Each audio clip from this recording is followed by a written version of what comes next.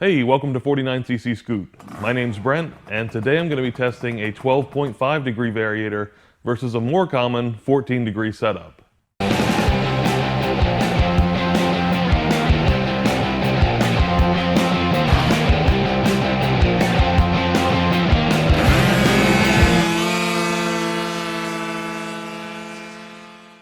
In a prior video, I switched from the Polini variator and belt that I was using on my RC1 to a Polini high-speed evolution variator and belt, and acceleration improved. Along the way, I found out that Polini makes the high-speed evolution variator in two different drive face angles. The standard version features a 14 degree drive face angle, and the other version is marketed as a 12.5 degree drive face angle, which is said to be better for high horsepower builds.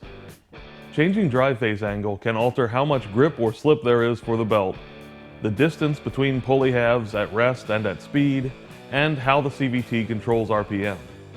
The ideal drive face angle is likely to vary from engine to engine, but 14 degrees is the most common angle that I've seen for two-stroke scooters, and the majority of drive belts are made to match up to 14 degree angles. Unfortunately, I could only find the Polini 12.5 degree variator kit for the Polini PRE engine platform, which has a 16mm diameter where the variator rides on the crankshaft. The RC1 has a 14.8mm crank, so the 12.5 degree won't fit.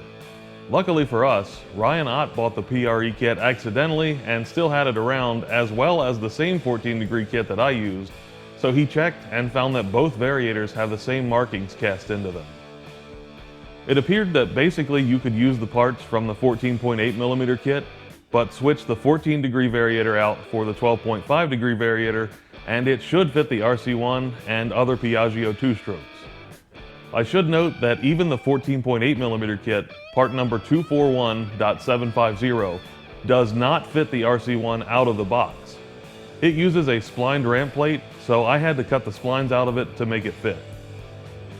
Ryan let me borrow the PRE version of the variator for testing, and he also sent a used Polini 14 degree fixed half in case it came in handy, because I was trying to find a way to get a 12.5 degree fixed half to match the variator, and the 12.5 degree Polini model was 16mm only, so it couldn't easily be modified to fit. Pulley halves with mismatched angles can work, but belt wear is likely to increase, and you won't get the same result as using matched angles. My plan was to cut the face of a 14 degree pulley to 12.5 degrees in the mini lathe, and I was working on that before I even had the variator in my hands. The markings on my compound rest won't allow me to set it for a 12.5 degree angle, so I used a protractor to get the desired angle.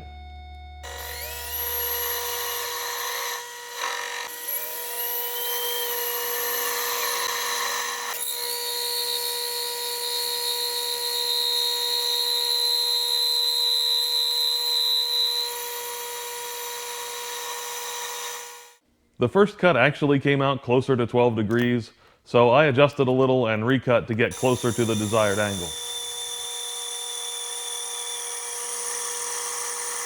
After changing the angle twice, plus some extra cuts for finish, the center of the pulley was so thin that it broke away, so I used it for practice to figure out the right bit and feed and speed to get a better finish. I was hoping to find a larger fixed half than the Polini to cut, because the Polini variator is about 102mm in diameter, and the Polini fixed half is only around 100.5mm. I had a few options, but I bought a Stage 6 RT fixed half because I was told that the RT variator was one of the largest available, so I assumed that the fixed half would also be bigger, and I had seen hints that the angle of the drive face may not be the standard 14 degrees. The diameter turned out to be 100mm, so actually a tiny bit smaller than the Polini. But it had the same angle as the Polini variator, so it could be a good option for anyone else wanting to use a 12.5 degree variator without machining. By the way, the Polini 12.5 degree variator actually checks out to be 12.7 to 12.8 degrees for both Ryan and I, but I'll continue to call it 12.5 since that's how it's marketed. I'm also thinking that the Stage 6 variator would have a matching angle, so that may be an option for an out-of-the-box 12.5 degree variator for the RC1 or other Piaggio two-strokes, but I don't have one to check to be sure. If you've got a list of parts that you want for your scooter, check out ScooterTuning.Ca. That's where I buy most of the stuff that you'll see me testing because they're a great company to deal with, and they support this channel by giving me discounts on parts. They've got low prices, fast shipping, and they support the scooter community, so support them. Visit ScooterTuning.Ca now for all of your performance and replacement part needs. Even though the Stage 6 fixed half should work, I still cut the Molosi fixed half that Ryan sent because I wanted to see if it was thick enough to be usable after cutting the new angle.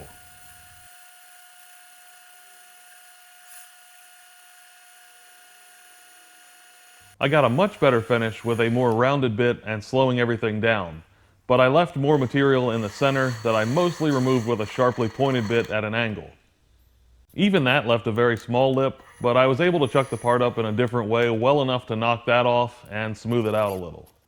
In the end, I took 36.5 thousandths of an inch off of the face according to the dial indicator that I set up on the lathe, and there was plenty of aluminum left, so I'd have no concerns using it.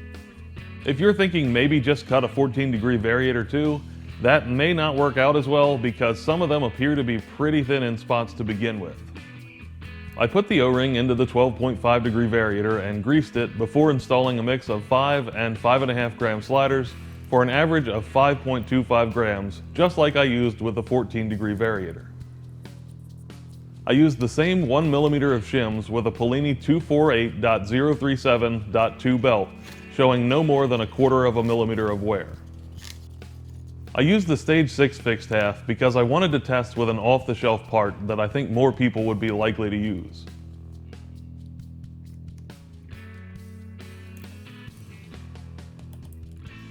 Belt travel looked good in the rear pulley, and there wasn't excessive play in the front pulley, so the next step was to do a bit of riding to let the belt and pulleys wear in together before any acceleration testing.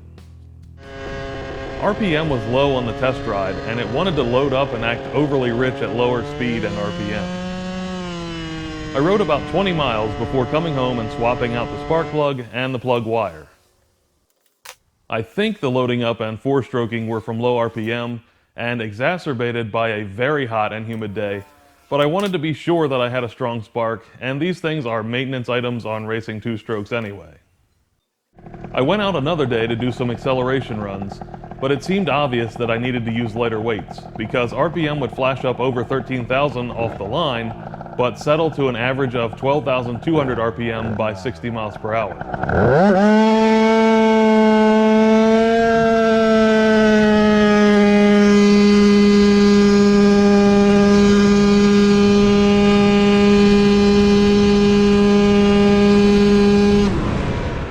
From past data, all of my best times came from keeping RPM between roughly 13,000 and 13,800 RPM, so I switched to 4.75 gram sliders and tried again.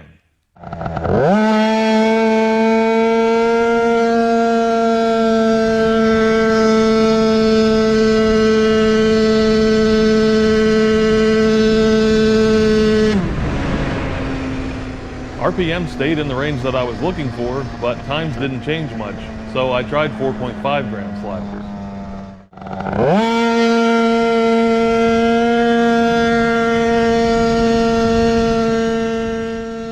Same story. RPM picked up and was on the high side of the desired range for all runs, but again the 8th mile ET didn't change much. All of my times were over a half second slower than the previous bests with the 14 degree pulley. It was a very hot and humid day, with the Dragy showing density altitude around 2,200 feet, while most of my runs were done with a DA of 1,500 or often much lower. Basically, this means that the air was not as dense, so I'd likely make some small amount less power, and the tune would act a little bit richer than normal. I didn't expect it to make a huge difference, but I still wanted to try again on a day with a little better air quality. A few days passed and the weather improved, so I was able to make a bunch of test runs with a DA between 1,200 and 1,500 feet. I started out right where I left off, with 4.5 gram sliders, but RPM was then too high, reaching over 14,000 a little after takeoff, and settling to an average of 13,750 at 60 miles per hour. I moved up to 4.75 gram weights. Times improved, but I was noticing more slip than I usually do on takeoff, and I found that the drive belt was more glazed than what I typically see. So I changed from 1 millimeter of shimming on the drive boss to 0.8 millimeters to see if that helped at all.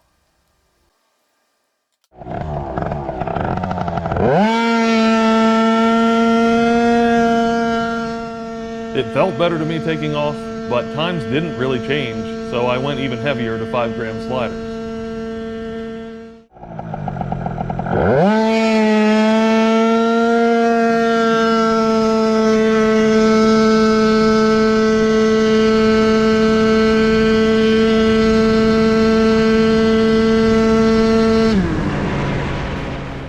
RPM was in what should be a good range for strong acceleration, but my times still didn't improve, and I wasn't seeing any tighter spread of RPM with the 12.5 degree angle.